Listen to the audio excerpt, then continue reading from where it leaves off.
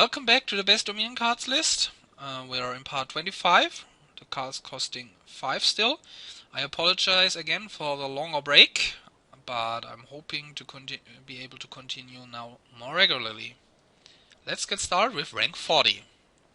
Rank 40, Rebel. Rebel stays on the same rank and its average is similar as well. It is 6 ranks higher in the unrated ranking. So yeah, of course, if we compare Rebel to Journeyman or Catacombs, Rebel is of course nice if you can't get rid of your estates. But if, for example, both Catacombs and Rebel are available, you can just, if your opponent puts 3 of your estates on top of your deck, just with Catacombs draw one of them and then discard the other 2 of them, so it's not that bad. So usually I think Catacombs is a better option than Rebel, mainly because it also helps in the earlier game where you're just building the engine to be able to draw the cards that you want, and helps you also in the end game, not to stall, for example, when you're green. But Rebel still is a good option when it's the only draw and can be really devastating if stacked, if there's no counters available, like a farming village, for example. So yeah, I can see that it is better than Journeyman, but it's all close together, so I'm not arguing about one or the other. Rank 39, Summin. Summin lost 2 ranks and has a small lead over Rebel of 0.15 percentage points. It has the second highest deviation in this list, with newer players voting it lower, ranking it 7 ranks lower in the unrated ranking. Yeah, it has really a high deviation because, of course, it depends on what 4-cost card there is. There is discussion going on if Summon could work as a village, if there's no village available. It's kind of tricky because you're limited to the cantrips or non-terminals on the board, but if there are many of them, of course it can work. It's a little bit tricky also with a cost reduction, because cost reduction doesn't decrease the value of summon, but still you can even summon a 5 cost that way, which is really strong. So usually it also helps if you're still building the engine, if there's a chance to stall.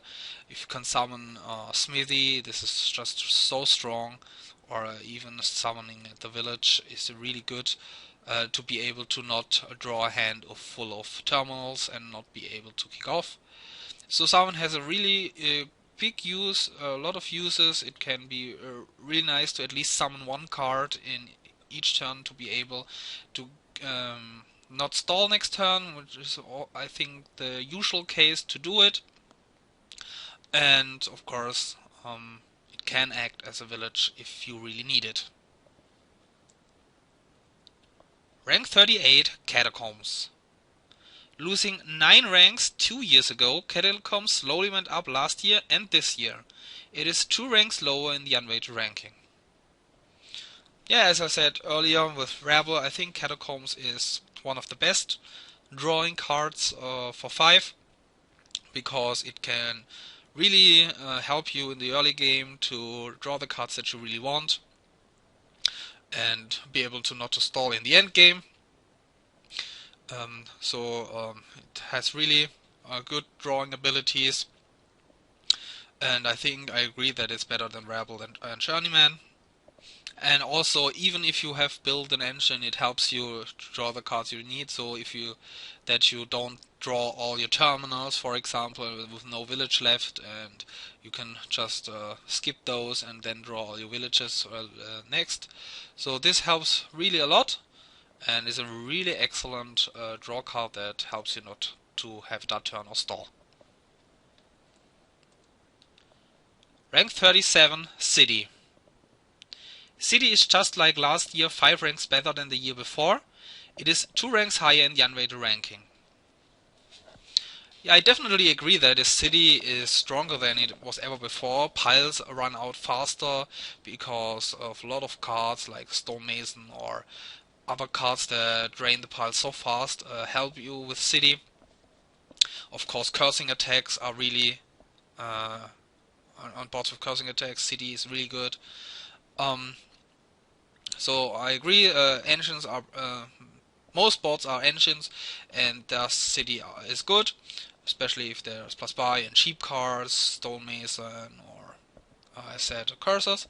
But still, a lot of time City is a trap, and I think a lot of people overvalue City, going for it when you could just um,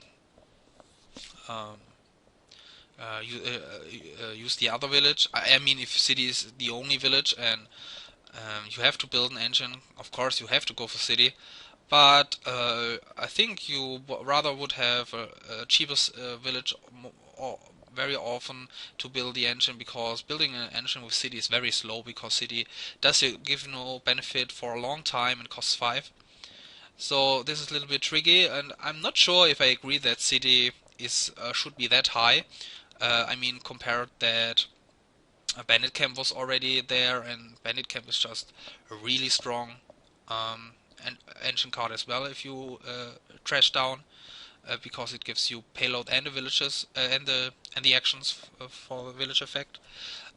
So I'm not sure if I agree with that. I mean, it's different use cases for both cards, and but I think City is just still, even though most boards are engines, still a trap on many boards.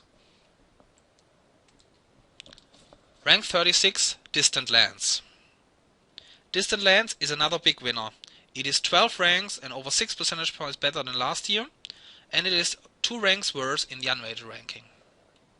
Yeah, Distant Lands is a very strong engine card for the points. So what you can in engines, piles are running anyway, and if you then have built an engine, you don't have to worry to stall, because distant lands get put away. So if you have a way to get a lot of distant lands fast, this is really excellent, because you get 4 points for each, and you don't stall, and a pile is running, so you can have the lead while running piles, which is really excellent.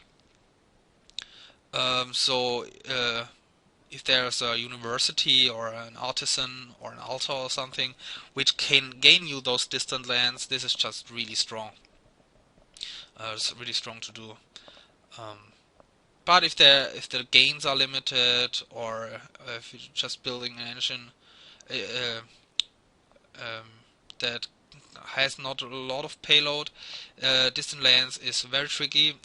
You have just to evaluate if how strong the engine is. If going for provinces would slow you down, if the going for provinces doesn't slow you down, well, then you can just go for provinces anyway. But if you have 10 and 2 buys, just picking up 2 distant lands, especially if you have the actions to play them, is just always superior than just buying a province, because it's more points and doesn't slow you down. So distant lands is just excellent, and on most boards, of course in big money, it's not great. But yeah, as I said multiple times, engines most boards are engines anyway. Rank 35, Swarm Pack.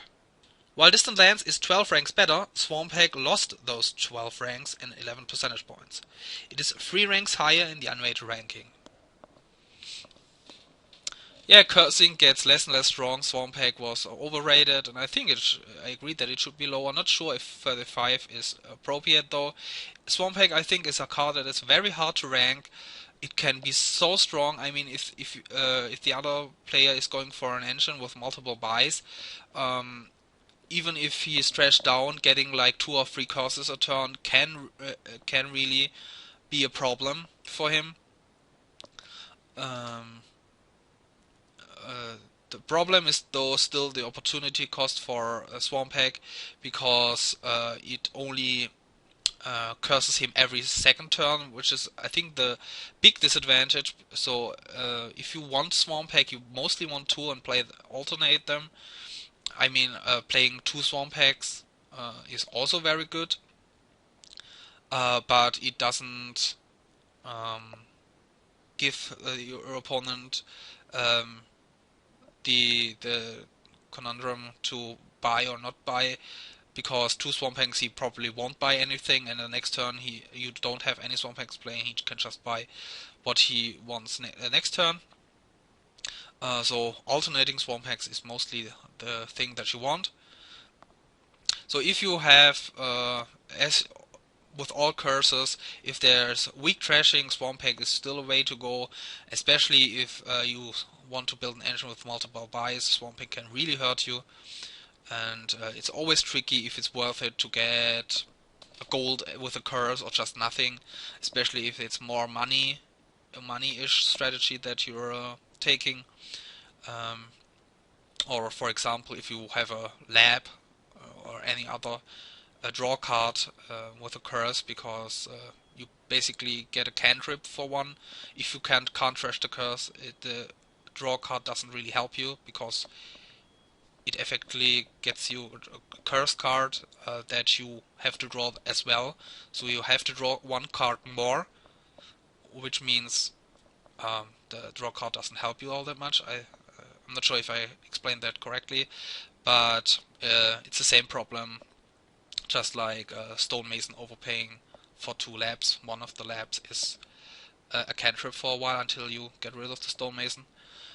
So yeah, Swampeg I think is a very strong card on some boards, but other boards that are, for example, too fast and emptying in piles or other things, Swampeg is just too slow to really hurt your opponent. So cursing is good, Swampeg is good as well for that reason, but it's not mountebank level, that's for sure.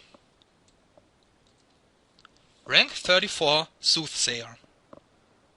Soothsayer stayed around the same. It has a pretty high deviation, and it is 1 rank higher in the unrated ranking. Yeah, and there's the next cursor. And Soothsayer, I can apply a lot of things I said about Swampeg to Soothsayer as well.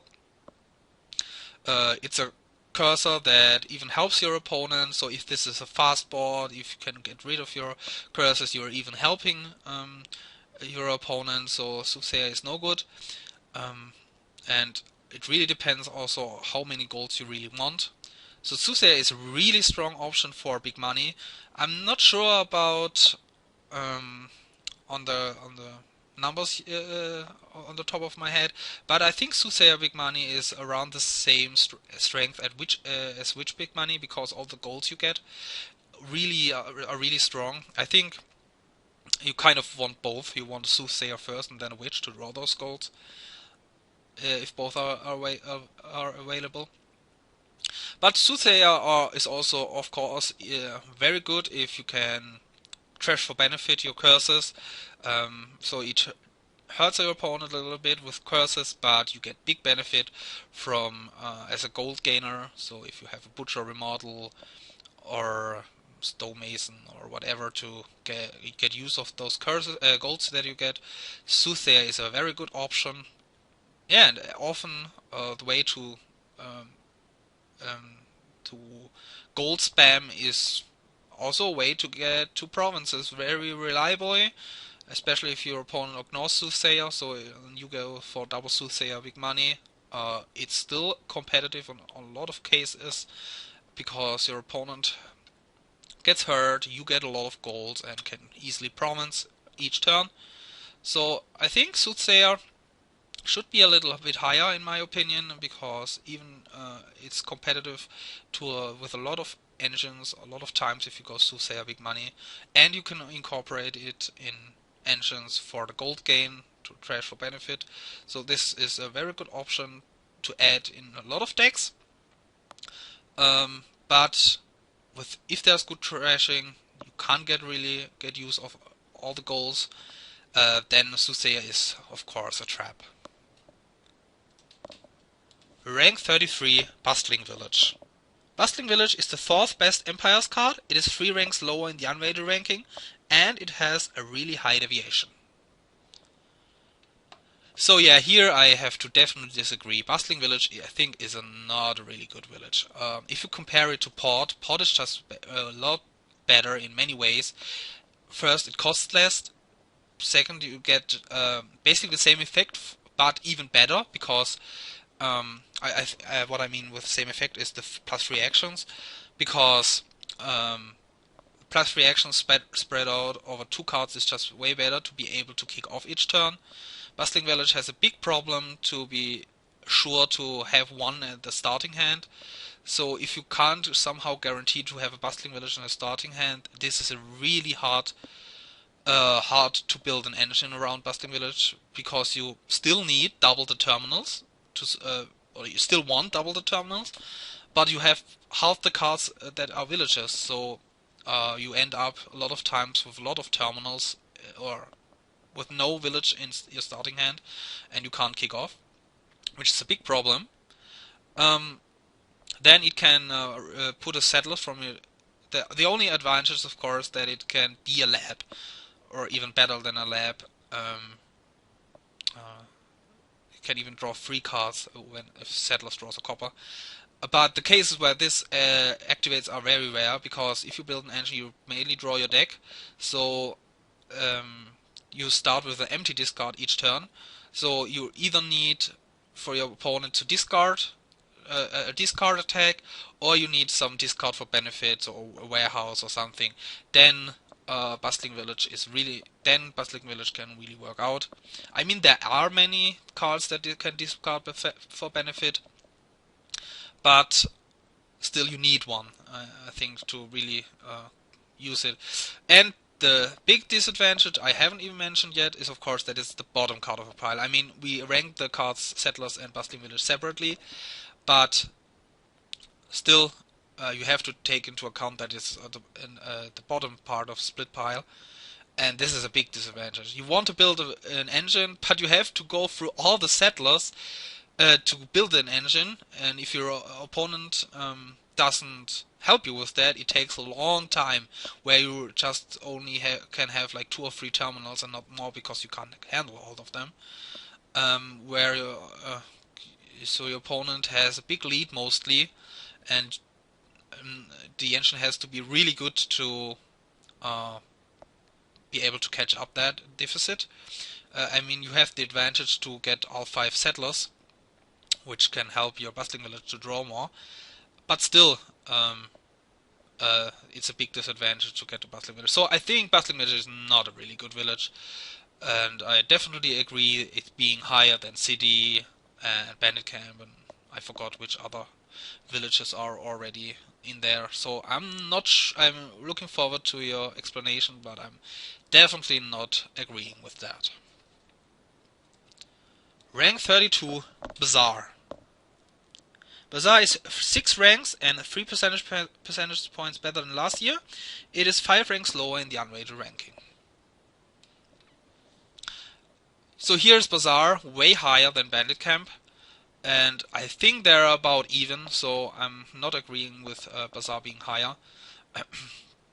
So I think I mentioned already a lot of things when I talked about Bandit Camp, but mainly it is when it's hard to draw your deck, Bazaar is of course better.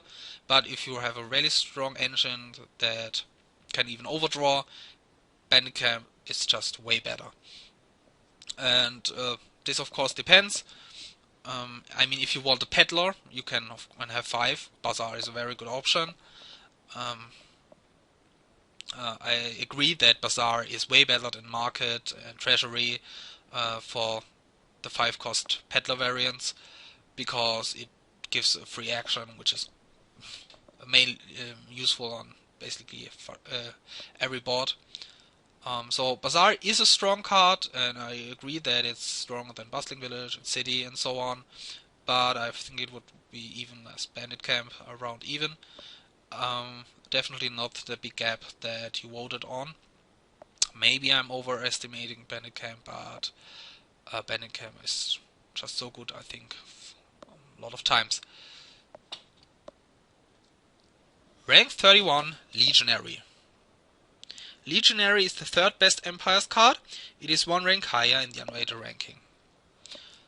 Yeah, to me, Legionary is an excellent attack. I mean, you need a gold, but if you, let's first just ignore the attack part and compare Legionary to Mandarin.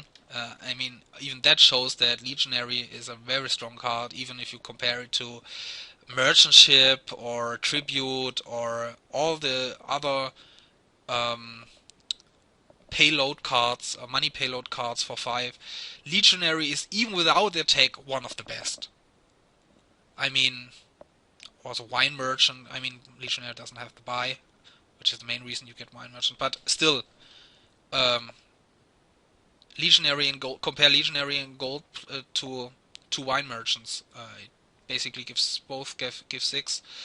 Wine Merchant only gives the plus buy, but Legionary has the upside of the attack, and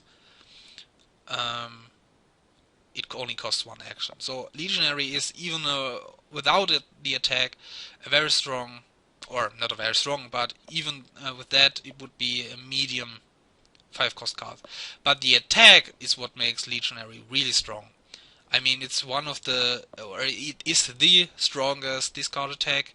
Maybe it's Torturer, but from a single card, I mean, Legionary and Ghost Ship are now, I think, the 2 strongest attack cards from one play, and this is really strong.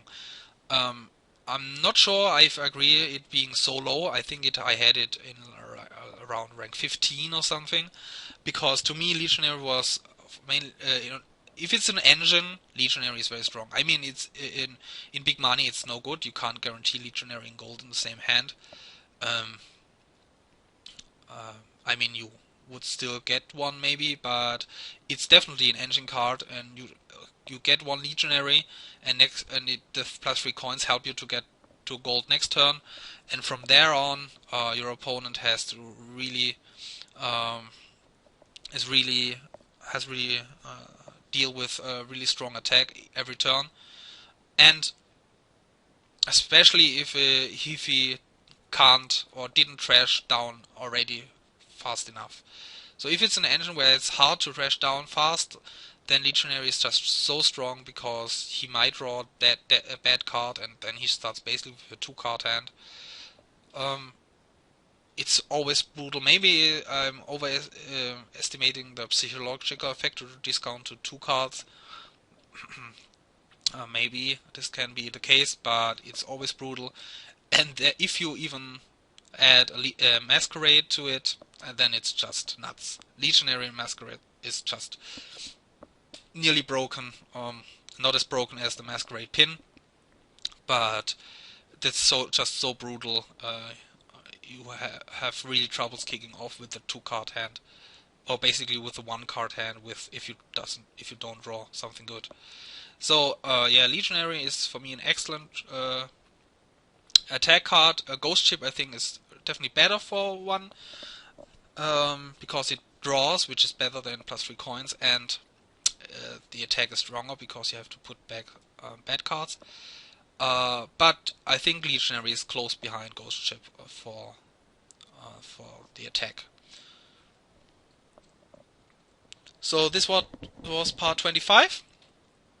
I'm looking forward to your comments, talking mainly about the 5-cost villages, if they are ranked correctly. So City and Bustling Village and Bazaar and Bandit Camp are mainly the cards that I'm comparing here. What do you think about the curses, Swamp Pack and Soothsayer? Are they ranked correctly? And of course Legionary, how strong is it really?